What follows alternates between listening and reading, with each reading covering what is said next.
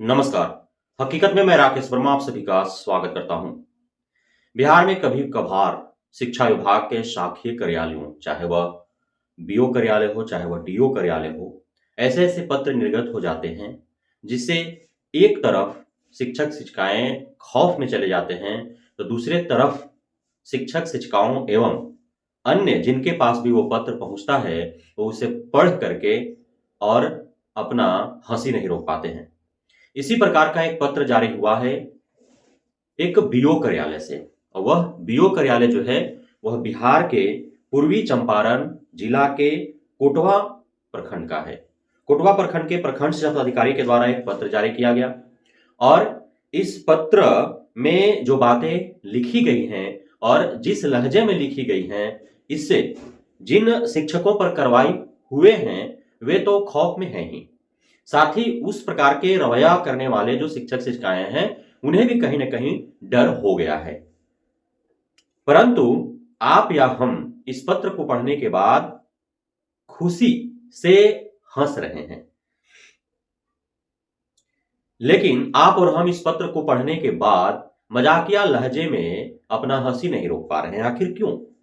यह पत्र की पूरी बात मैं आपको बताता हूं। लिखा है, सेवा में यूएचएस अहिरौलिया,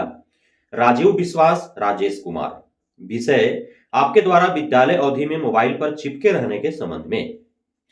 सर्वप्रथम तो इसमें लिखा होना चाहिए था सेवा में राजीव विश्वास, राजेश कुमार, यूएचएस अहिरौलिया, तो इसमें उल्टा लिख दिया है। और आपके द्वारा विद्यालय अवधि मोबाइल पर चिपके रहने के संबंध में यह विषय डाला हुआ है। महाशय, आज दिनांक 15/1/2025 को अधो हस्ताक्षरी के विद्यालय निरीक्षण के क्रम में आपक द्वारा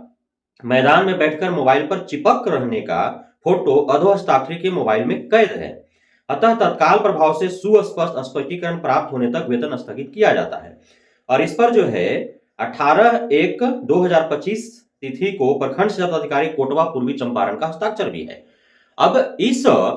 पत्र के माध्यम से चलो समझ में आ गया कि यह पत्र के माध्यम से क्या कहा गया है, और जिनके लिए पत्र जारी किया गया उन्हें भी समझ में आ गया है। अब वे जाकर के जो है प्रखंड शिक्षा पदाधिकारी या जिला शिक्षा पदाधिकारी से समझें कि आखिर क्या हो सकता है इसमें, और वेतन स्थगित का भी जो है इस पत्र में जिक्र किया गया है। साथ ही अब इस पत्र में जो त्रुटियां हैं, अशुद्धियां हैं, उसे लेकर के कहीं ना कहीं यह चिंता का विषय है कि प्रखंड शिक्षा पदाधिकारी जिस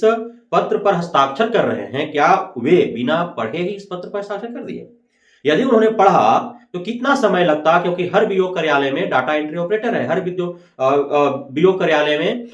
जो है वहां पे टाइपिस्ट है, या फिर इस प्रकार के जो है खुद भी टाइप कर सकते हैं, उनके कर्मचारी टाइप कर सकते हैं। कितना समय लगता है इसमें जो है जो त्रुटियां अशुद्धियां हैं, जो एकार ओकार हर्ष दीर्घ इकार उकार जो भी जो है त्रुटियां हैं,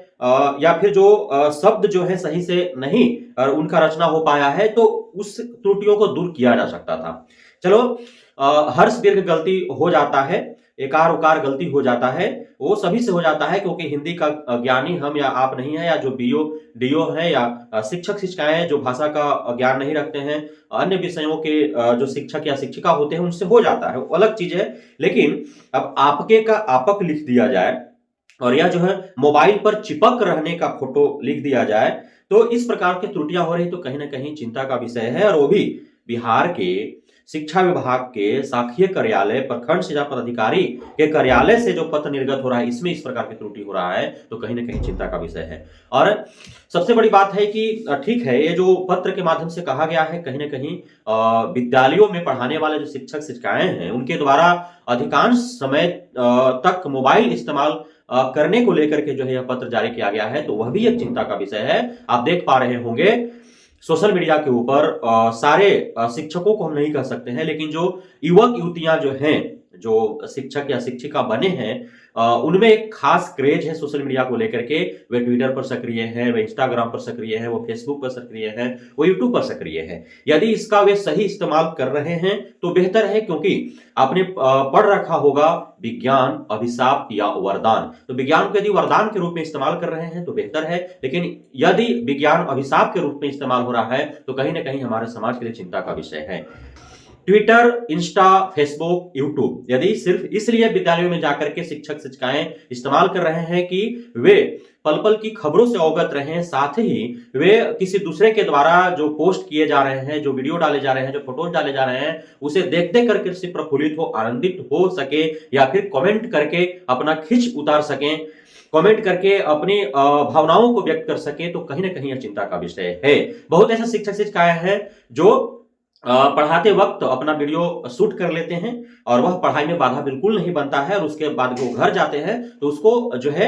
एडिटिंग करके और अपने चैनल पर अपलोड करते हैं, तो वह एक अतिरिक्त आय का साधन भी उनके लिए बन रहा है। साथ ही उनका जो ज्ञान है उसका जो है अन्य छात्र उससे लाभान्वित हो रहे हैं, तो यह बेहतर है। लेकिन जा करके सिर्फ ट्विटर खेल रहे हैं, इंस्टा पर सिर्फ दूसरे का रील देख रहे हैं, फेसबुक पर सिर्फ कुछ पोस्ट कर रहे हैं या दूसरे के पोस्ट पर कमेंटबाजी कर रहे हैं, यूट्यूब पर दूसरे का वीडियो सिर्फ देख रहे हैं, या शिक्षा विभाग से जुड़ी हुई खबरों को ही देख रहे हैं, तो दिन रात इसी में यदि संलिप्त है शिक्षक शिक्षिकाएं, तो कहीं ना कहीं यह शिक्षण कार्य पर प्रभावित कर रहा है उसे, और छात्र छात्राओं पर इसका बुरा प्रभाव पड़ रहा है। तो इसको लेकर के शिक्षा विभाग को एक महत्वपूर्ण गाइडलाइन जारी करना चाहिए और शिक्षक शिक्षिकाओं के ऊपर नकेल कसना चाहिए कि विद्यालय अवधि में वे अधिकांश समय पठन पाठन के कार्य में दें, न कि